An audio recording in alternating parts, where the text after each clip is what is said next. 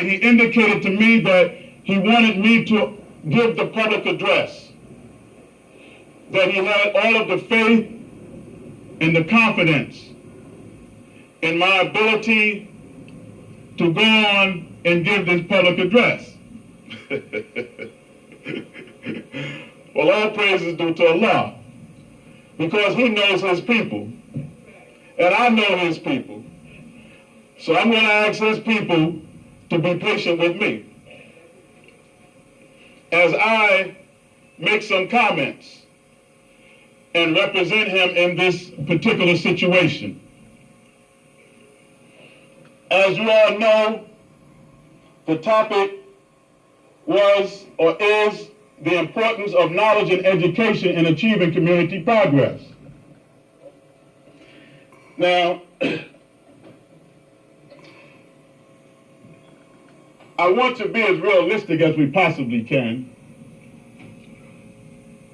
Muhammad the Prophet, may the prayers and peace be upon him, he used to reflect in the cave. We know Islamic history. He used to reflect on the condition of his people in the world. And while he was reflecting on the condition of his people in the world, all alone, all by himself in a cave, it came to him, it was reported that Jibril gripped him, squeezed him, and said, read. He said, I can't read. It gripped him again, read. He said, I can't read. It said, he squeezed him again and said, read in the name of your Lord. He qualified it and gave him the focus. Read in the name of your Lord who created you from a clot. Well, you have to know that when it was expressed to me to go ahead and do this public address before all of you all, I said, I can't do that.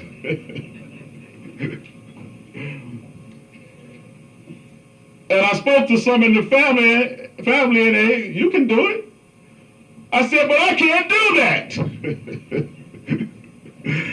I said, it's some heavy hitters out there, and this is a heavy and big responsibility, especially with all that's going on out here in the environment. All of what's being said and what's being looked at in the controversy does not die. The one who is at all time active in the upkeep of this creation, the one who controls all of the affairs of the universe.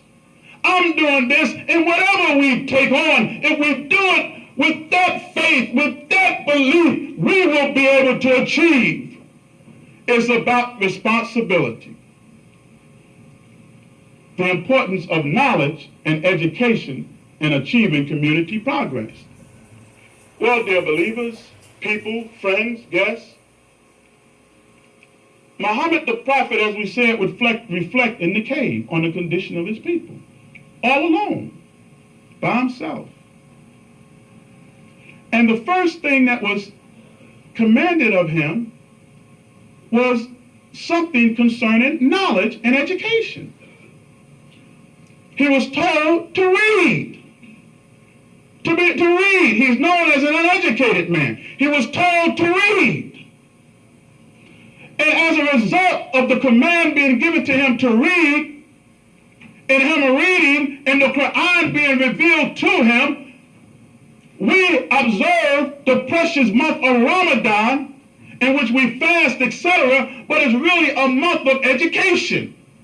And the prophethood in our religion in that sense began in education. A book was revealed. And when you talk about education, we talk about books, pencils, pen, etc. So the importance of education is the essence of our religion. Our whole community, our whole religion came into existence as a result of the Quran being revealed to a mortal human being. And that Quran, the wisdom of that Quran, spread throughout Arabia, all up into Europe, over into Africa.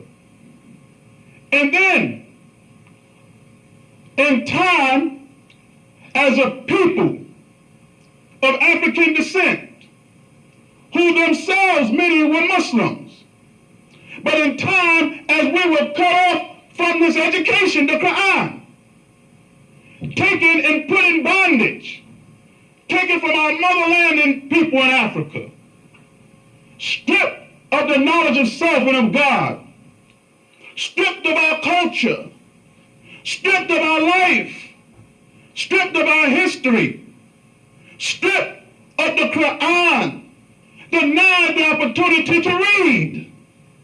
During slavery, if you was caught reading, your eyes could be pierced out. Cut off from El-Islam. But in time, the power of Allah and the power of the Quran, it jumped over eventually the Atlantic Ocean. It flew over time and space. And it landed here with us in the belly of the beast. It landed among a people that was cast in a shallow grave. It landed among a people that were hit in the head. It landed among a people who was denied knowledge, wisdom, and understanding. And it landed here in the shores of America. And as our history tells us, it landed in Detroit. It landed in Detroit. A mystic man named Farad. He bore all kinds of symbolism. But he brought the words, the Quran, the words of Islam, although the pure message we know was shrouded. But he said, and we most certainly know we're no replacement for Imam Muhammad, so we won't be long at all. But we have a responsibility.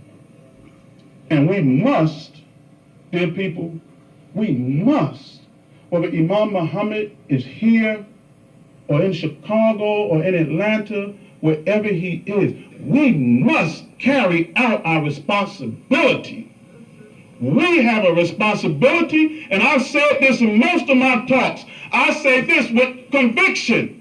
Brothers and sisters, Imam Muhammad, our religion, commands of us to be men, to be strong, fearless men, not to be afraid and cowards and always dependent on Imam Muhammad or dependent on someone else to take us by the hand like little damn babies and we're grown men and lead us through the world. That's not what he wants, and I have no doubt in my mind that since I've been saying that, Imam Muhammad said, well, let's see what you're going to do since you say that so much. Well, I can't make it. You're going to crumble and fall now, huh, Mustafa? After all those talks of stand up, brother, stand up, sister. Well, let's see if you're going to stand up or buckle at the knees like a baby because I'm not here. You go face my people. And I'm here. And I'm here because I'm you. I'm you and you me. I'm in this community with you. I'm not a stranger to you and you're not a stranger to me. And no matter how steep the controversy and the criticism El-Amin, we're going to make a few more comments.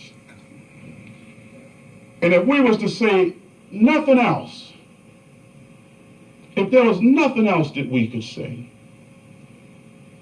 please, brothers and sisters, but brothers, let us come to the staunch reality that we don't have to be regimented to an extent that our leader, who is laboring and has labored for over 30 years, have to say, sit in that chair, or go to the bathroom, or clean your house, or don't clean your house, or open a masjid, or don't open a masjid, or go where you want to go. No, brothers, we can't be regimented to that extent. We have to grow and be free free thinking, independent thinking, but having as the concern our community progress and development.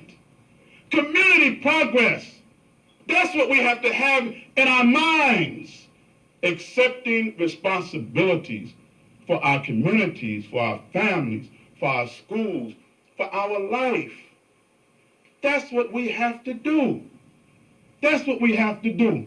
You will be in a situation, I will be in a situation. Imam Muhammad, as we know, is working so hard. But I'm not saying anything most of us haven't heard at some point or another. We don't need a crutch.